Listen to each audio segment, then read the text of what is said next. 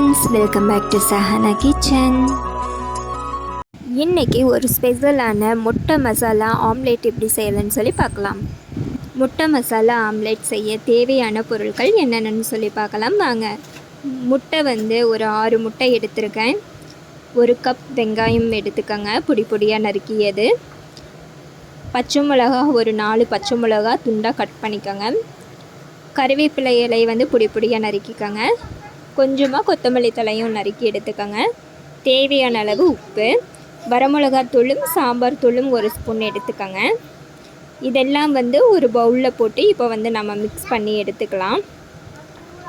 ஒரு பவுலில் பார்த்திங்கன்னா வெங்காயம் கட் பண்ணி வச்ச எல்லா ஐட்டமும் இதில் போட்டு நல்லா மிக்ஸ் பண்ணி எடுத்துக்கோங்க. நல்லா முட்டையை உடைச்சுத்தி நல்லா கலக்கும்போது தான் அந்த மசாலாலாம் இறங்கும்.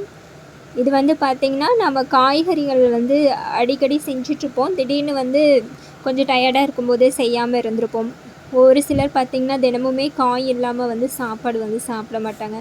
அவங்களாம் பார்த்திங்கன்னா இந்த மாதிரி கூட நம்ம ஒரு 2 மினிட்ஸில் செஞ்சு கொடுக்கும்போது டேஸ்ட்டும் நல்லாயிருக்கும். ஒரு சிலர் பார்த்திங்கன்னா அவிச்ச முட்டை சாப்பிட மாட்டாங்க. அதனால் முட்டையே வெறுத்துருவாங்க. அவங்களுக்கெல்லாம் இந்த மாதிரி செஞ்சு கொடுக்கும்போது ரொம்பவே விரும்பி சாப்பிடுவாங்க.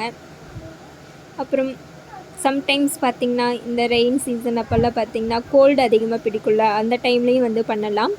நம்ம சாம்பார் தூளுக்கு பதிலாக பெப்பர் பொடி கூட ஆட் பண்ணி சாப்பிட்லாம். இப்போ முட்டை தோசை ரெடி ஆயிடுச்சு பாருங்கள். செம சாஃப்டாக இருக்கும், ரொம்பவும் டேஸ்ட்டாகவும் இருக்கும். சஹானா கிச்சன் சேனலை சப்ஸ்கிரைப் பண்ணாதவங்க சப்ஸ்கிரைப் பண்ணியிருக்கோங்க. அப்படியே கீழே இருக்கிற நோட்டிஃபிகேஷன் ஐக்கான் கிளிக் பண்ணிக்கோங்க. லைக் பண்ணுங்கள், ஷேர் பண்ணுங்கள். தேங்க்ஸ் ஃபார் வாட்சிங்.